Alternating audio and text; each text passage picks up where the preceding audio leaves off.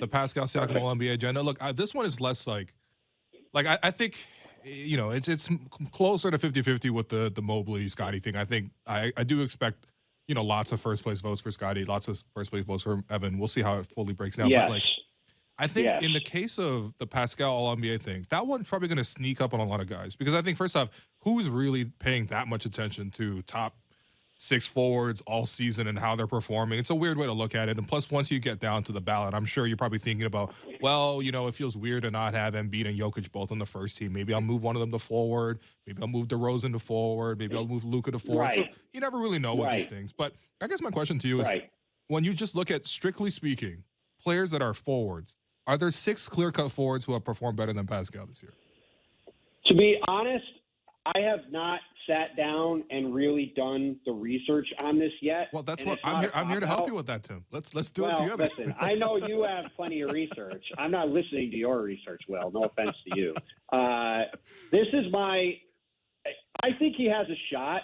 I would agree with you. I think it's much less likely than Scotty's to win for a couple of reasons. One, like you said, I am not going to have Embiid and Jokic on the first team. Good. One of them will be on first team and one of them will be on second team. Because neither of them are forwards. I hate this idea that you can just split them up. Like, come on. Yes, I get very annoyed at. I love All NBA. I spend more time thinking about who's going to be on my All NBA ballot than any other thing I vote on at all. Because if you look at the history of the league, you go back through and look at who was on the All NBA team every year, you really get a sense of who the best players in the league are. And so I think it's more important than All-Stars. I think it's more important than just about everything. So I spend a lot of time thinking about it. And obviously, ballots are probably going to be due. They usually do the last day of the regular season. So after this week, I'm probably going to really spend the next 2 weeks really diving in on it.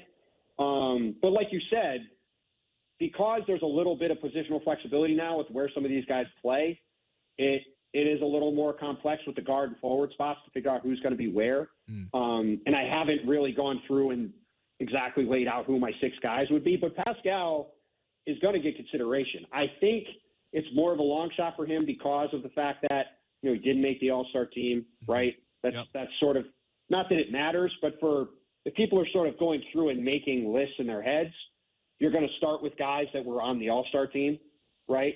For people who aren't spent, because it makes total sense. More time on it than most people. So I think that's going to be part of it. But when you look at the way he's playing, I mean, he's averaging 22, 8, and 5, and he's back to shooting the ball better. I mean, he looks back to being the guy that he was pre-pandemic, right? And obviously the last couple of years haven't been at the same level. But yeah, I mean, I'm just eyeballing it now. I'm going through and looking quick on NBA.com as we're talking.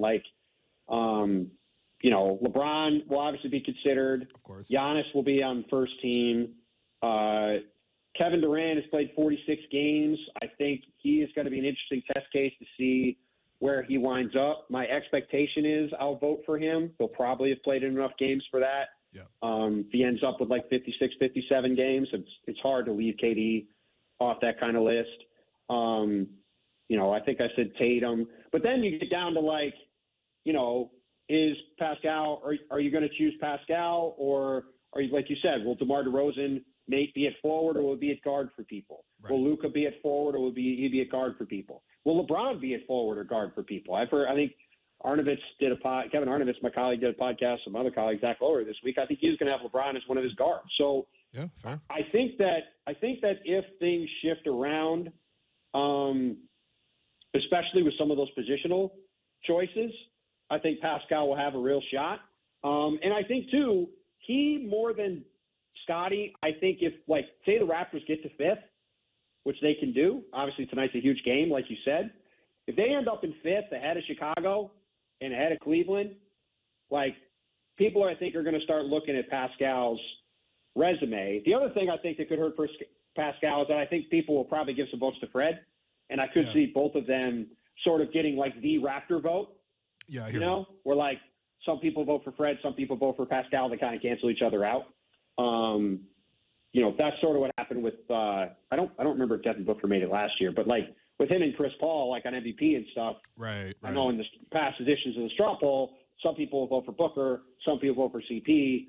Then you have not a lot of people voting for either, right? Yeah. So, but he's got a real case. Like the way he's played over the past 45 games, or 40 games, he's certainly been at an all-NBA caliber level, whether he makes the team or not. He's been awesome, and he's been a huge part, as you know, why the Raptors have turned things around.